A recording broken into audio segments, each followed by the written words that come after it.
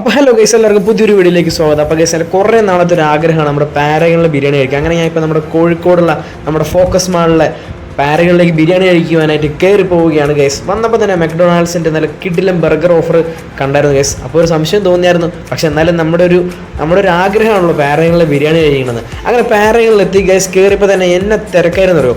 അങ്ങനെ പുറത്തും കുറേ ആൾക്കാർ വെയിറ്റ് ചെയ്യുന്നുണ്ടായിരുന്നു. ഭയങ്കര തിരക്കായിരുന്നു ഗൈസ്. നല്ല ക്രൗഡായിരുന്നു.